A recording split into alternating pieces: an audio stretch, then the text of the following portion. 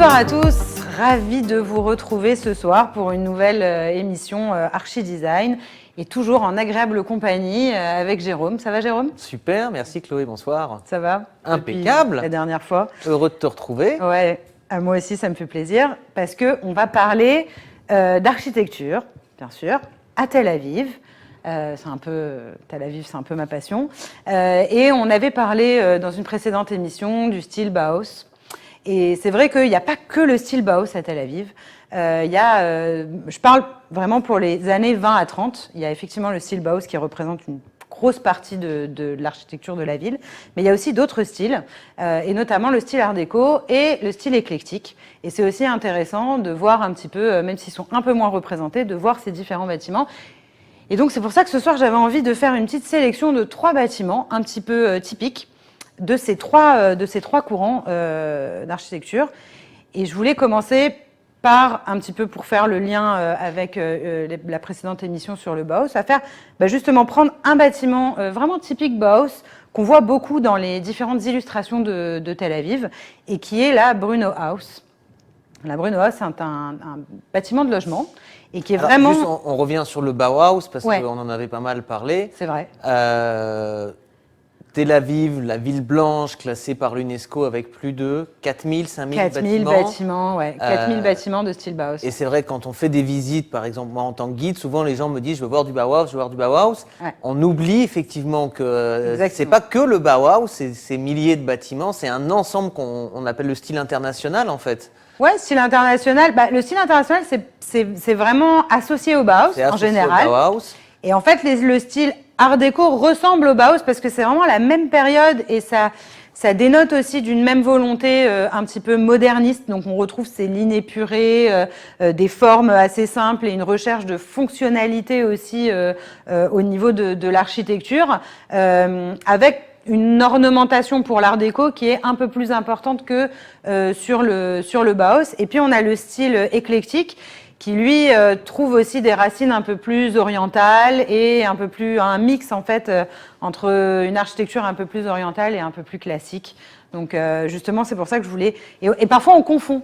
Donc on voit des bâtiments et on pense mais c'est voilà. C'est éclectique Art déco. Exactement. Donc là on fait un focus sur 3 bâtiments. Ouais, pour voir un peu les différences. Et se donner une idée, ces 3 styles dont on va parler. Qui sont dans les mêmes années. Dans les mêmes années, et il y en a représenté des centaines à Tel Aviv, de chacun de ces beaucoup. styles. Alors Art déco un peu moins, c'est un peu plus confidentiel, mais Bauhaus bien sûr on en a dit, donc c'est la majorité, plus de 4000 bâtiments, et puis éclectique il y en a aussi pas mal, plusieurs centaines de bâtiments. Ouais.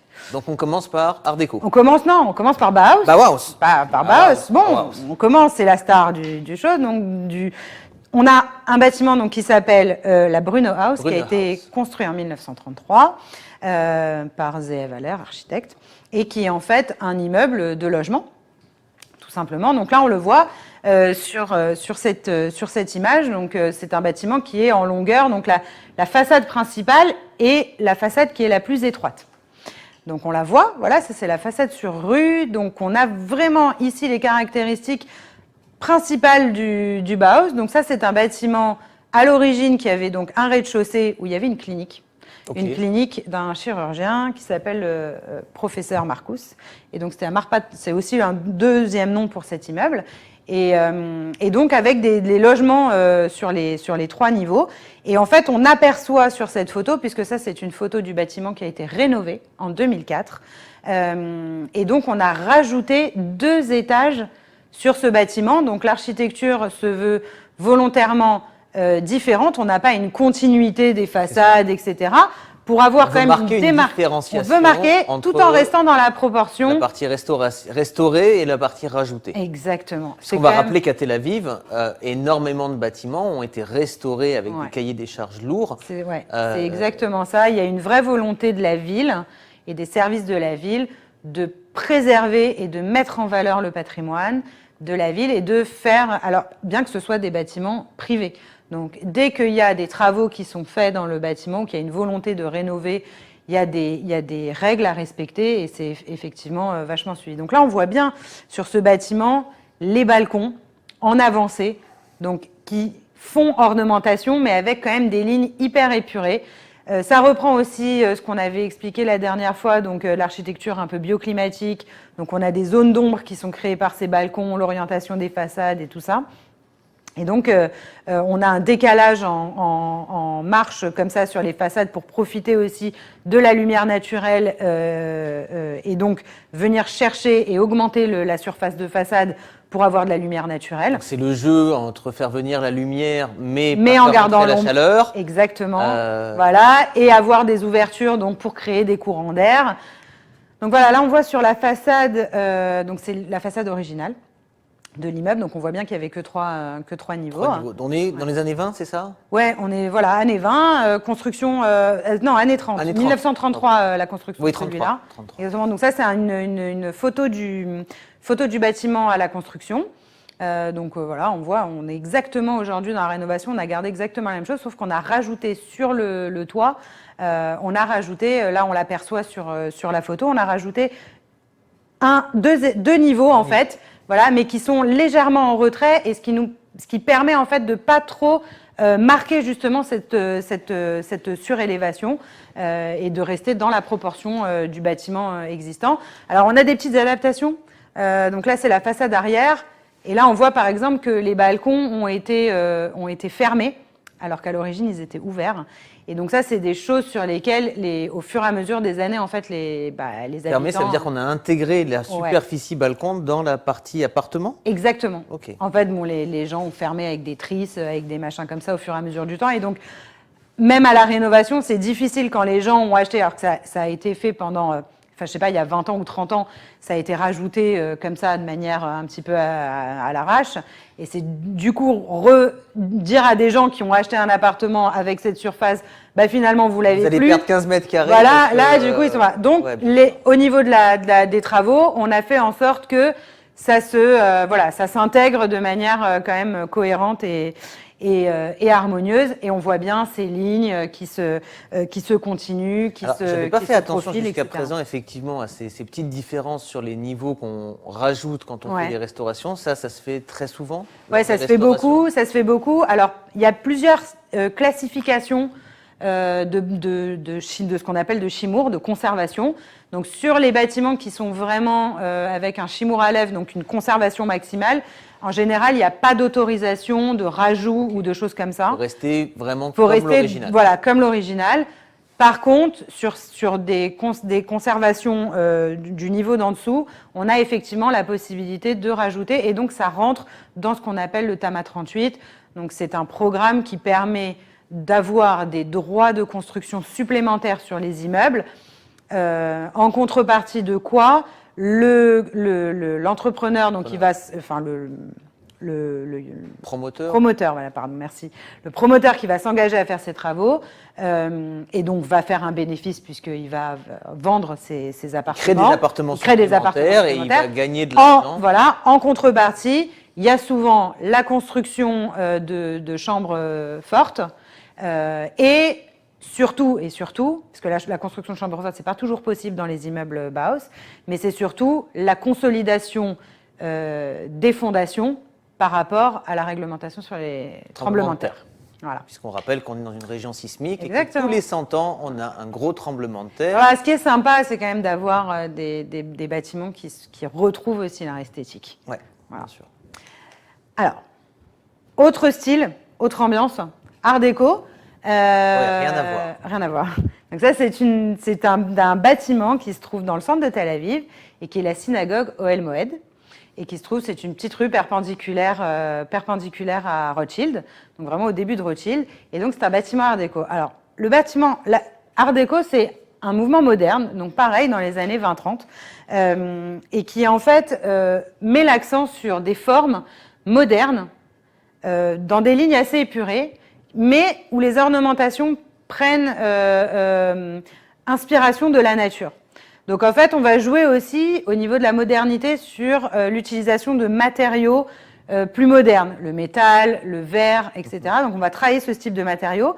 Et dans les formes, on va rester assez simple. Donc par exemple à Paris, l'illustration classique, c'est quoi, des bouches de métro par exemple? Bouches de métro, très art déco. Là, on est vraiment dans l'ornementation art déco. Et donc oui, c'est l'exemple le plus marquant et le plus présent du style Art déco. Art déco, c'est un style qui se retrouve beaucoup dans le design, dans le mobilier, dans les objets, etc., plus que dans les bâtiments en soi, en fait. Et donc, ce qui est intéressant dans ce bâtiment, dans cette synagogue Ohel Moed, qui est toujours en activité aujourd'hui, qui est toujours en activité, c'est une des plus belles synagogues de Tel Aviv. En fait, c'est une synagogue qui a été construite en 1931. Okay. Enfin, ouverte en 1931, architecte Yosef Berlin, pour ceux que ça intéresse. Et du coup, en fait, le style art déco, là, il se voit vraiment dans les formes extérieures. Alors, c'est pas un bâtiment qui a vraiment des façades très marquées, etc. Ce qu'on voit avant tout, c'est sa coupole. Et en fait, donc au niveau des façades, on a vraiment des formes très très simples et des petites ornementations assez rapides. Par contre, donc voilà, là on voit un petit peu le bâtiment. C'est pas un bâtiment qui est vraiment très majestueux. Et en fait, c'est surtout l'intérieur qui compte. Donc là, on voit l'ornementation du portail. Donc ça ressemble un petit peu. Donc on a des ornementations, voilà, un peu florales et naturelles. Et en fait, c'est surtout à l'intérieur où ça se passe. Voilà, donc on a une construction qui est super symbolique. Donc là, la symbolique, elle est effectivement religieuse, mais ça fait aussi partie de l'art déco où on cherche cette symbolique, donc avec la nature, cette symbolique florale. Et donc, il y a toute cette recherche de symbolique dans l'ornementation et la décoration qui est importante. Donc là, en l'occurrence, on a par exemple 7 arches dans la synagogue, donc qui représentent les 7 menorahs du Beth Amikdash. On a cette coupole qui est faite avec 15 marches, 15 niveaux. Et donc, ça représente les 15 marches du Beth Amikdash où chantaient les Lévi'im. Donc là, par exemple, si on a un doute sur un bâtiment de l'extérieur, Bauhaus, Art déco, en rentrant, il n'y a plus de doute. Ouais, il n'y a pas de... voilà. Bauhaus, c'est utilitaire, ergonomique. Bauhaus, c'est très, très épuré. Pas de fioriture, très simple. Okay. Alors que l'art déco... Au contraire, on insiste sur toutes ces symboliques. Exactement. Donc là, on a un détail de la coupole et en fait, ces 15 marches... En fait, c'est un enchevêtrement de l'étoile de David, mais en 3 dimensions. Donc voilà, et c'est peint en bleu ciel, donc c'est le ciel, etc. Enfin, il y a toute une symbolique. Et surtout, ce qui est très intéressant, c'est que les proportions du bâtiment sont dessinées, donc ça a été conçu avec le nombre d'or. Alors, le nombre d'or, c'est quoi ? Nombre d'or. On va apprendre des choses aujourd'hui, le nombre d'or. Tout le monde connaît, en fait, le nombre d'or quelque part. Le nombre d'or. Oui, le nombre d'or. Bon, c'est 1, attends, je vois, 1, 618, blablabla. C'est un peu comme pi, c'est une suite infinie de chiffres. Okay. Mais en fait, ce nombre, c'est quoi ? C'est un nombre qu'on va retrouver dans des proportions naturelles. Donc là, l'homme de Vitruve, ok, le nord oui, voilà, exactement. Ok, ça oui, ça me parle. Voilà, donc tout ce calcul de proportion de l'être humain, il est basé sur le nombre d'or. Quand tu dis tout le monde connaît le nombre d'or, ça veut dire qu'il y a des représentations architecturales naturelles qui utilisent ce système-là. Exactement. En fait, on a utilisé la proportion du nombre d'or dans l'architecture parce qu'on s'est rendu compte que c'était un nombre, et d'ailleurs il a une connotation mystique. C'est-à-dire que c'est un nombre magique, tout le monde trouve des relations. C'est une idée d'harmonie, c'est ça que ça va créer ? C'est une idée voilà, exactement, une idée d'harmonie, une idée de proportion, une idée. Donc on utilise beaucoup le nombre d'or dans l'architecture. Donc il y a la spirale aussi, la spirale d'or. Et donc en fait, c'est des formes plus ou moins naturelles qu'on va retrouver dans la nature. Les formes d'escargots, des répétitions en fait. Voilà. La girafe, c'est pas le nombre d'or. Non. Non, mais par contre, on a le rectangle d'or qui est aussi une proportion qui est basée par rapport au nombre d'or qu'on retrouve par exemple sur la façade du Parthénon. Et donc en fait, on se rend compte que quand on conçoit, quand les bâtiments sont conçus avec le nombre d'or, on a une sensation d'équilibre, de sérénité, exactement, de juste proportion des choses et juste d'échelle agréable et qui est en rapport avec l'être humain et qui en plus vient corroborer toute cette mystique qui a été recherchée dans l'aménagement de cette Et donc là, dans la synagogue, par exemple, on l'a utilisé. Exactement. Ouais, dans la construction du plan, les mesures sont proportionnelles, sont proportionnelles au nombre d'or. Voilà. Donc c'est hyper intéressant et elle vaut le coup d'aller voir et on peut prier tous les matins, tous les Shabbats. Donc ceux qui sont intéressés peuvent aller. Tel Aviv, à côté Cœur de Tel Aviv, Rehov Shadal, numéro 5. Ok. Voilà. Donc exemple d'art déco et en même temps superbe architecture intérieure. Ça c'est le bâtiment aujourd'hui. Donc c'est un peu plus encore pareil, les ajouts plus ou moins joli et disgracieux. Mais enfin bon, elle mériterait aussi une petite rénovation, une petite restauration extérieure. Okay. Alors, troisième Bauhaus, c'est fait. Bauhaus, c'est fait. Art déco, c'est fait. Il nous reste le style éclectique. Alors là, on va basculer. Rien à voir. Ah oui, effectivement. Voilà, ça, donc là, style éclectique, ça, ou on ça est c'est en Israël. À Wuhan? Non, on y est presque. C'est au cœur de Tel Aviv. Au cœur de Tel Aviv, on y est, c'est Rehov. Place Albert. Rehov Montefiori. Ouais. Voilà. Oui, c'est place Albert. Elle porte plus cette place. Le nom du roi belge. Ouais, exactement. Qui a été débaptisé. Voilà, donc ça porte plus ce nom-là, mais c'est à l'angle de la. C'est juste derrière Rothschild. C'est juste derrière Rothschild. C'est pas très loin de Neve Tzedek. Et donc, c'est un bâtiment qui s'appelle la pagoda, donc la pagode. Et comme son nom l'indique, on a une influence asiatique, orientale, classique, donc dans des détails un petit peu d'ornements, de colonnes, etc. Et en fait, c'est pour ça que ça s'appelle le style éclectique, parce que c'est un petit peu un mélange de plusieurs styles. Exactement. Donc ça, c'est un bâtiment qui date de 1924. Ok, c'est unique comme bâtiment. C'est unique, c'est unique. Mais alors, ce bâtiment est unique, mais il a une vraie connotation asiatique. Par contre, on a plusieurs bâtiments donc qu'on appelle quand même style éclectique, mais qui sont moins typés architecture asiatique, mais où on retrouve un petit peu ces codes. Donc les colonnes, les arches. C'est des empreintes grecques. Des empreintes classiques. Donc classique, effectivement, architecture grecque, architecture romaine, etc. Et puis en même temps, voilà, beaucoup d'ornementation, de fioritures, des arches, des ogives. Donc mélange ça, c'est très oriental. Exactement. Et on est tout à fait. Et puis on va voir aussi, parce que là, c'est des photos historiques en noir et blanc, mais on va voir qu'on a en fait de la couleur sur les enduits. Et donc c'est ces bâtiments-là qu'on voit, des bâtiments un peu colorés avec des enduits bleus, des enduits jaunes, des enduits roses. Et donc souvent ces bâtiments-là sont de style éclectique, donc avec des arches, avec des coursives. Et en fait le bâtiment à l'origine, donc c'est un bâtiment de logement à l'origine. Donc c'est un particulier qui s'est dit je me fais un kiff et je me mets au milieu de Tel Aviv. C'est des immeubles en fait familiaux, un peu comme tous les immeubles à Tel Aviv. À la base, c'est la maison qui porte le nom de la famille, etc. Et donc en fait, ça c'est, elle s'appelle la pagode, mais en fait à l'origine c'est Beth Maurice Bloch. Donc ça c'est le gars qui a construit cette maison. Donc c'était pour sa famille. Donc il y avait des logements à tous les étages. Et puis, au fur et à mesure du temps, effectivement, alors des fois on a eu des commerces, des fois on a eu machin, après il y a eu une synagogue et tout. Et là, au final, c'est un particulier qui l'a acheté, un homme d'affaires suédois, et qui en a fait sa baraque. Donc il a viré la synagogue, il a fait une piscine et un sauna à la place. C'est restauration il y a 15-20 ans. Et donc là, dans les années 90, il a restauré le bâtiment. Et donc c'est une architecte, enfin une décoratrice d'intérieur, un designer très connue française, André Poulman, qui a refait l'intérieur de l'immeuble. Enfin, je dis l'appartement, mais on est dans un immeuble. Donc, et du coup, il y a eu une restauration extérieure aussi, pareil, toujours dans l'esprit de conservation du patrimoine, qui a été opérée. Et donc, en fait, ce bâtiment, à la base, c'est un architecte qui avait des influences américaines qui l'a fait, et il n'était pas très au fait de l'architecture méditerranéenne. Et en fait, il n'a pas fait de balcon. Et donc, c'est pas passé le permis. On lui dit non, mais monsieur, ici, vous êtes au bord de la mer, il faut des balcons. Faut des balcons. Et du coup, il a rajouté les balcons, et donc avec ses arcades et ses choses, et donc ça donne ce bâtiment qui est vraiment, vraiment magnifique. Donc ça, c'est une photo récente. Wow. Une photo d'aujourd'hui, donc on voit un peu cet enduit jaune pâle et ces petits détails de corniche blanche.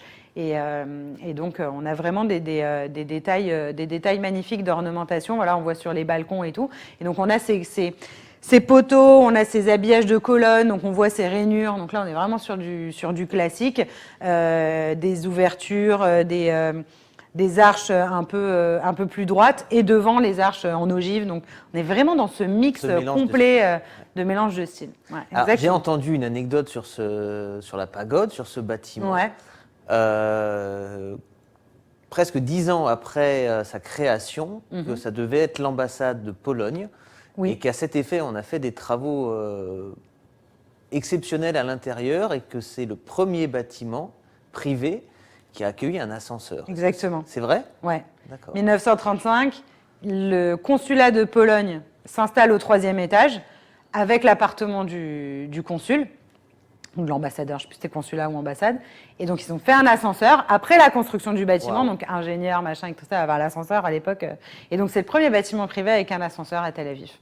Ouais. Incroyable. Voilà. Mais le bâtiment est magnifique, mais dommage, comme c'est privé, on ne peut pas le visiter. Donc, il y a une superbe cour avec des sculptures. Enfin, bon, déjà, de l'extérieur de la rue. Ouais, de la rue, il est déjà un très bâtiment beau. qui vaut le détour. Ouais, ça vaut le détour. Voilà. Donc là, voilà, un petit panel de l'architecture des années 20-30 de Tel Aviv qui vaut le détour. Et il n'y a pas que le boss à Tel Aviv, il y a aussi d'autres choses. Et ça vaut le coup d'aller voir et de se promener dans les rues. Et là, ça y est, c'est l'été, on peut y aller, on met plus de masque, on est content. Merci Chloé. On a appris plein de choses, c'était super intéressant. Merci à toi et à très vite. À très vite.